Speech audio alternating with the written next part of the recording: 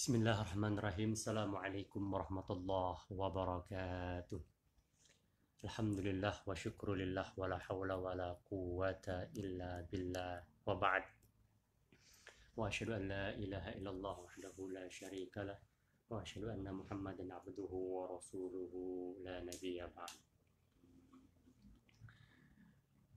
Saudara-saudariku muslimin dan muslimat, shaimin dan shaimat rahimakumullah. Pada siang hari ini, kesempatan yang mulia ini, insya Allah kita akan membahas 8 amalan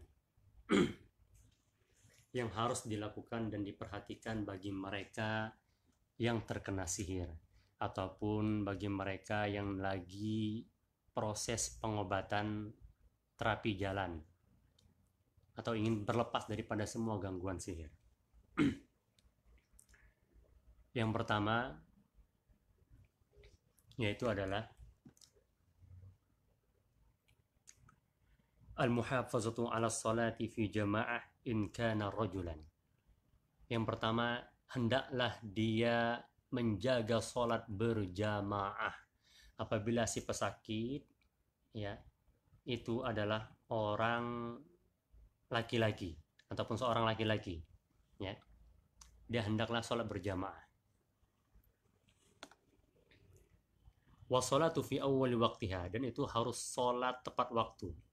Harus sholat tepat waktu, dengar azan langsung ke masjid. Ya, lagi dalam perjalanan dengar azan berhenti sebentar sholat berjamaah. Ini lebih afdol. Ya, karena dia lagi masa proses recovery, ya, penyembuhan daripada belenggu-belenggu setan. Ya. Apabila itu perempuan, si pesakitnya ataupun pasiennya itu tidak apa-apa dia melakukan sholatnya di rumah ataupun di kamarnya, ya. Tapi harus tetap tepat waktu. Kalau bisa berjamaah, dia ajak anak-anaknya, kakaknya, iparnya ataupun saudara-saudarinya, ayo kita sholat berjamaah. Ini sudah masuk waktu sholat, ya. Ini yang pertama. Kemudian yang kedua adalah sima'ah atau qira'ah ya suratul Baqarah. Hendaklah dia melakukan terapi dengan surat Al-Baqarah. Ya, mendengar surat Al-Baqarah ya setiap hari. Ya, ataupun dia membaca surat Al-Baqarah setiap hari bitadabbur. Ini syaratnya. Dengan tadabbur.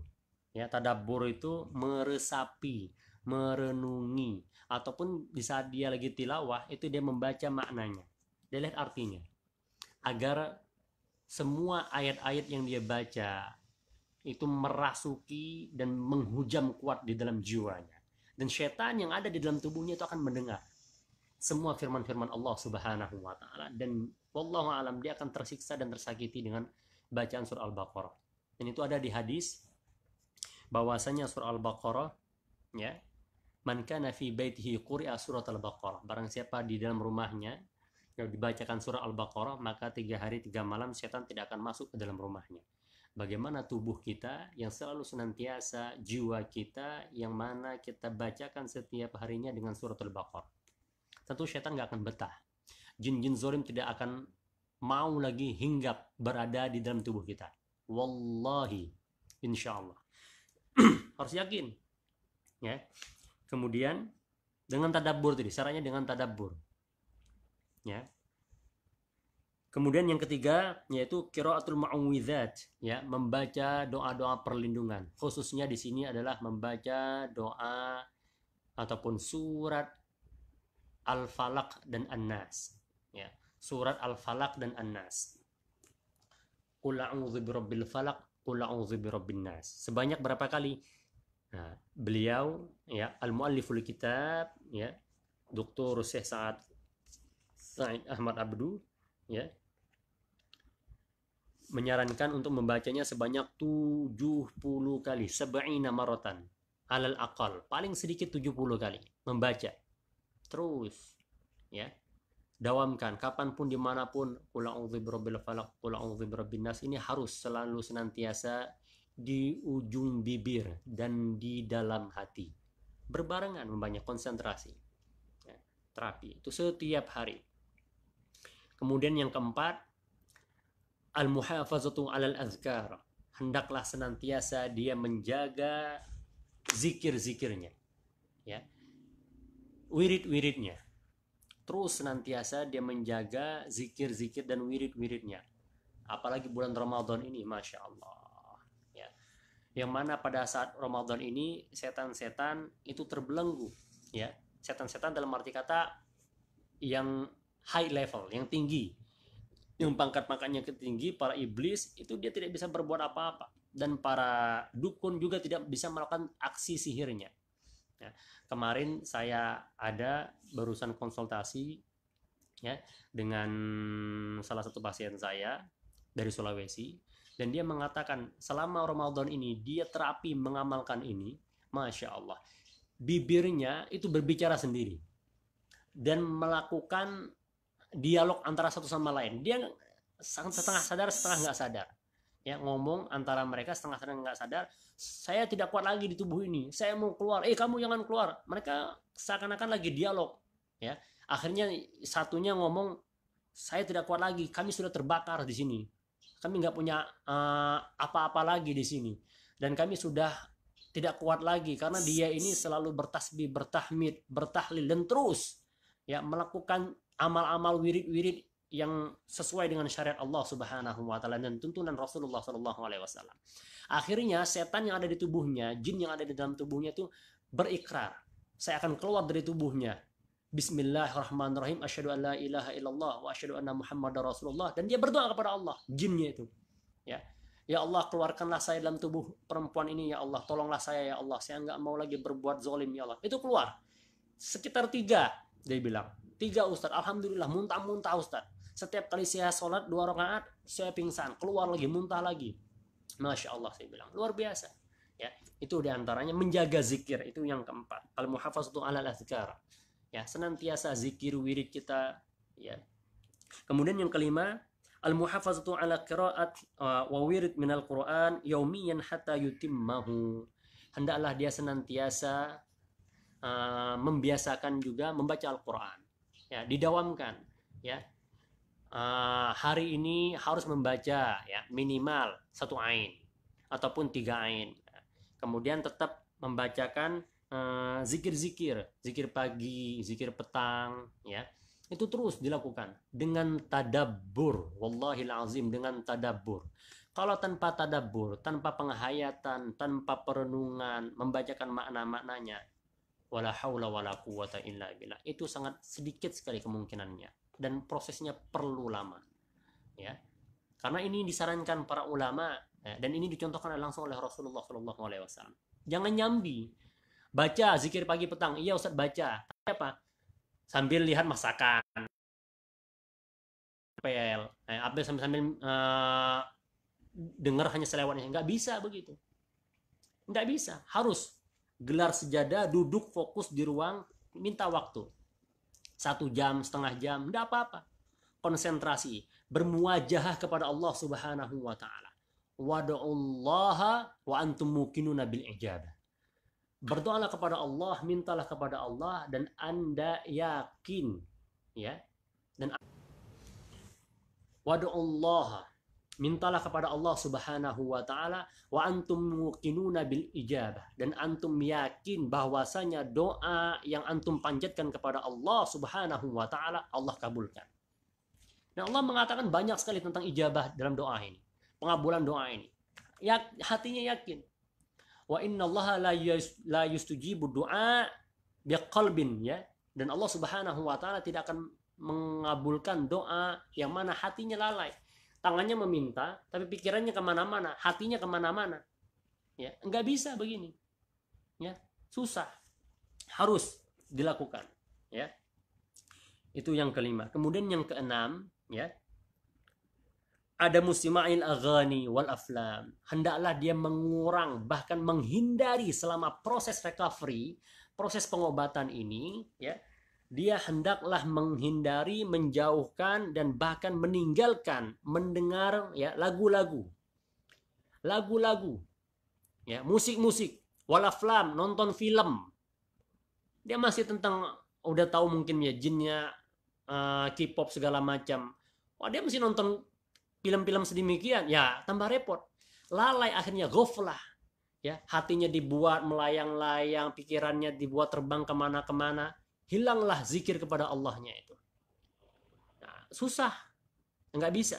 Ini harus ya menghindari ataupun menghilangkan mendengar lagu-lagu, nyanyian-nyanyian, ya, film-film, ya, wal musalsalat wa ghairiha, yang mana mungkin semacam browsing, ya, browsing Instagram sambil dengar. Iya, saya dengar Al-Baqarah Ustaz, tapi tangannya sambil browsing ini. Browsing internet, Instagram, Facebook, segala macam. Nggak bisa, akhi. Nggak bisa. Ya, nggak bisa. Ya, mana pengen nyambi, seakan-akan kita lagi ngobrol sama Allah Subhanahu wa taala, lagi minta serius kepada Allah Subhanahu wa taala. Kemudian maaf, pikiran kita kemana-mana. Masa begitu?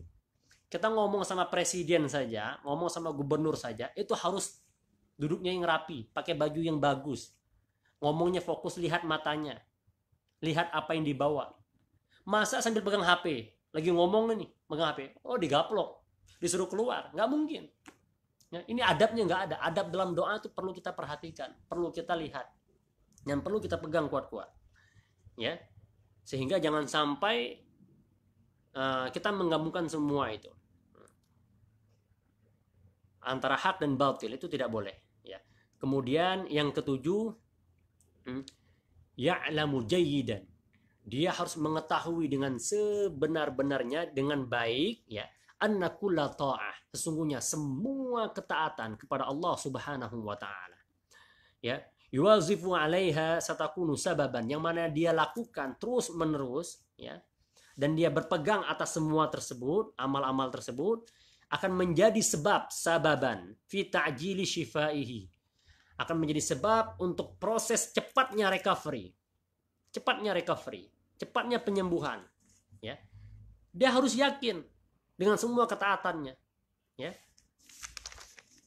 Wa kullu maksiatin, dan semua maksiat yang dia lakukan dalam kehidupannya, dalam kesehari-hariannya, dalam kesendiriannya, ya, yartakibuha, yang mana dia lakukan hal tersebut, itu akan mempending, mendelay, ya, mempospon, mengakhiri, menunda penyembuhan yang dia harapkan selama ini bertahun-tahun. Wallahil azim, asif, kasihan, ya, tidak mungkin, ya.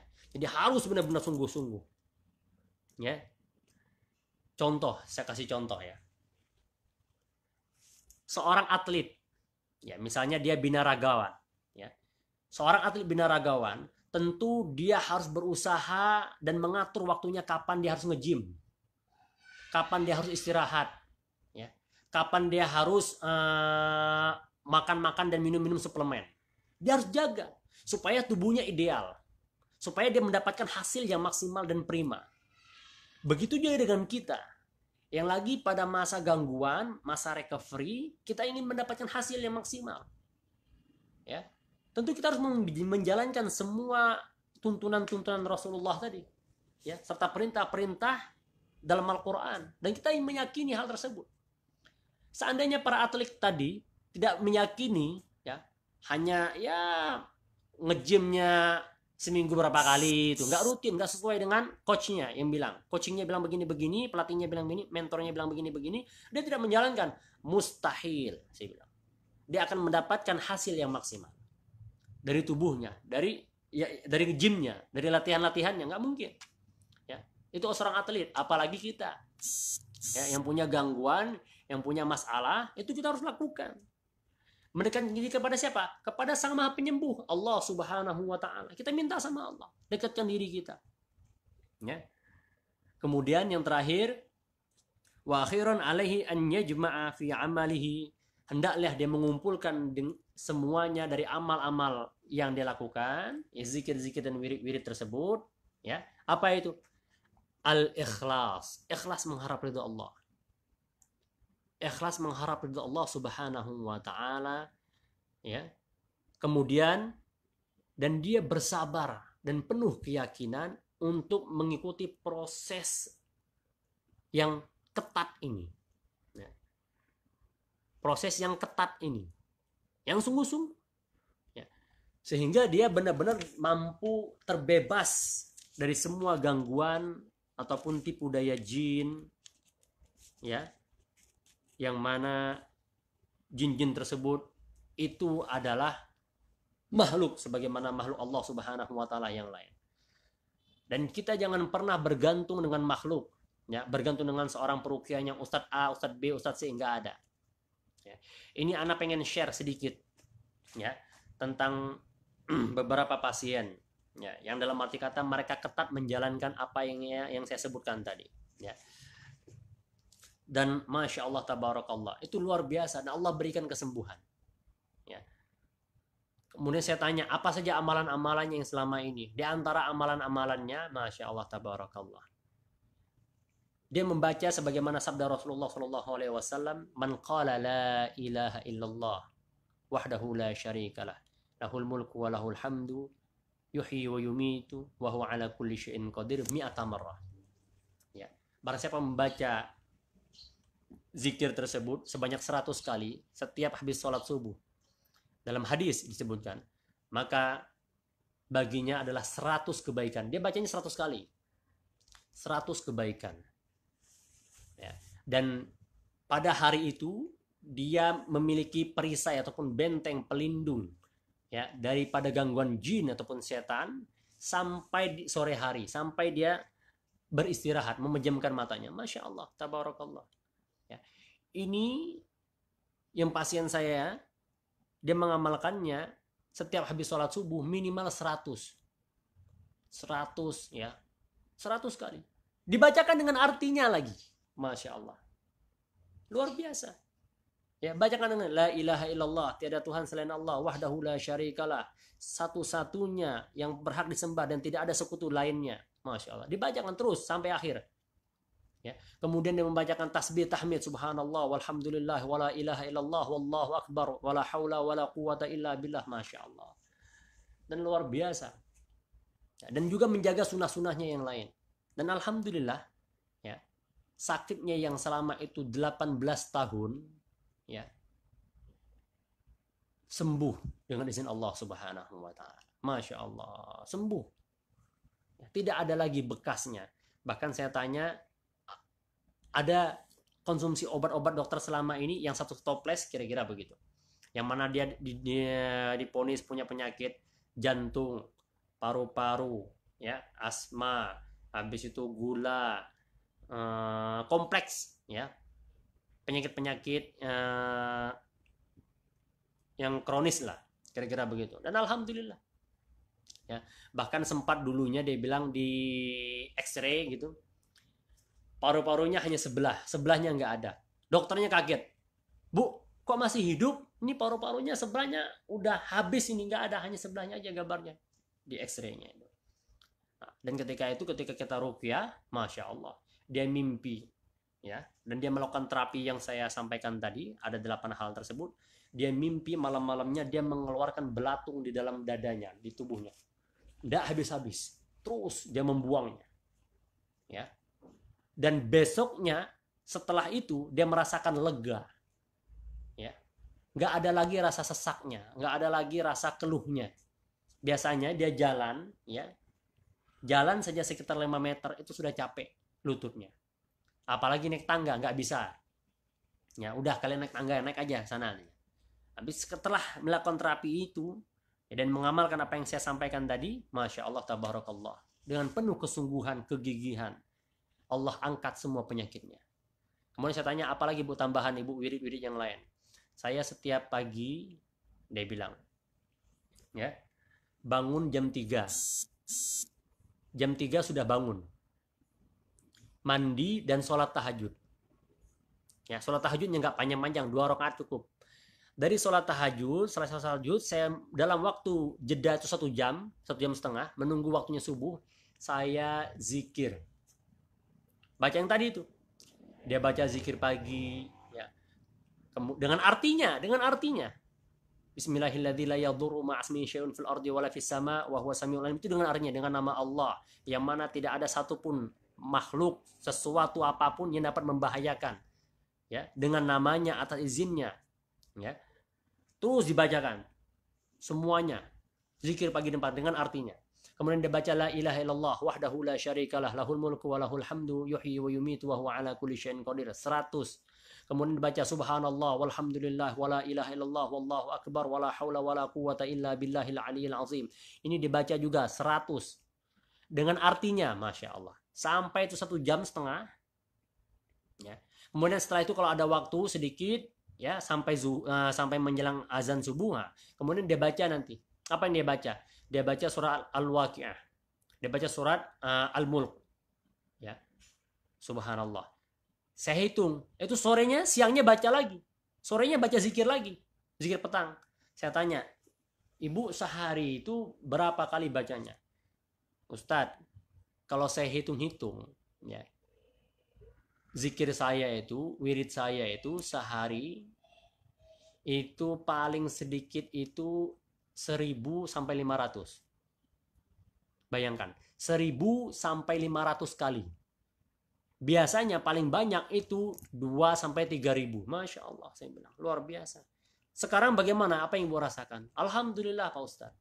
Ya, yang mana selama ini setiap kali masuk rumah sakit dan bahkan ketika 18 tahun sebelumnya, setiap tahun pasti masuk rumah sakit dan pasti ada komanya deh ibu tersebut. Dan alhamdulillah Allah angkat penyakitnya dan yakin, ya. Dan dokternya pun geleng-geleng kepala. Semestinya penyakit kayak ibu ini sudah lama dan mereka sudah lama kembali kepada Allahnya. Innalillahi wa inna ilaihi raji'un. Tapi ternyata dengan dia yakin tadi, karena dia tahu ini bukanlah penyakit fisik, ya. Dalam arti kata penyakit fisik itu penyakit medis secara umumnya, tapi ada gangguan non medisnya, dan dia yakin kepada Allah dan dia amalkan semuanya. Masya Allah, tabarakallah. Dan itu saya meruqyahnya ketika bulan Ramadan. Masya Allah. Dan saya bilang bulan Ramadan inilah momen yang paling bagus sekali, yang paling afdol sekali untuk terapi ruqyah syar'iyah. Ya. Karena apa? Karena futihat abwabul jannah. Dibuka, semua pintu surga itu dibuka. Masya Allah. Dan setiap malam Allah tuh turun ke langit bumi, ke langit dunia ini. Meminta, menanya, mana hal min mustaghfirin aghfirullah. Apakah ada yang memohon ampun? Aku ampuni. Hal min sa'irin. Ada orang yang meminta, dan saya akan kabulkan, kata Allah. Nah, kita bergegas, kita yakin kepada Allah. Luar biasa. Dan alhamdulillah, wa syukrulillah, keadaannya saat ini sehat walafiat. Ya. Dan umurnya ibu itu sekarang sudah 60 tahun. Dan Masya Allah, tabarakallah. Ya. Sehatnya luar biasa, semangatnya luar biasa. Dan itu yang menjadi inspirasi bagi kami sang peruqyah dan juga saudara-saudara kita yang lain sang pesakit. Ya, jangan pernah tayas, jangan pernah berputus asa dari rahmat Allah Subhanahu wa taala. Yakinlah. Ma anzalallahu da illa anzalallahu dawa. Sungguhnya Allah tidak menurunkan suatu penyakit kecuali Allah turunkan penawarnya, obatnya. Idza asabahu da'id dawa bara'a biiznillah. Apabila matching, cocok, berjodoh antara sakit dan obatnya, insya Allah akan sembuh dengan izin Allah Subhanahu wa taala. Mungkin dari saya itu saja, semoga bermanfaat, ya. Dan jangan lupa amalkan 8 perkara tadi, yakinlah kepada Allah Subhanahu wa taala, wadu'ullaha wa antum muqinuna bil ijabah, dan Anda yakin atas apa yang Anda panjatkan, apa yang antum ucapkan kepada Allah Subhanahu wa taala, pinta kepada Allah Subhanahu wa taala. Barakallahu li wa lakum fil Qur'anil azim wa nafa'ani wa iyyakum bima fihi minal ayati wa dzikril hakim. Taqabbalallahu minna wa minkum siyamana wa siyamakum, qiyamana wa qiyamakum, wa jami'al a'mal as-salihat. Assalamualaikum warahmatullahi wabarakatuh.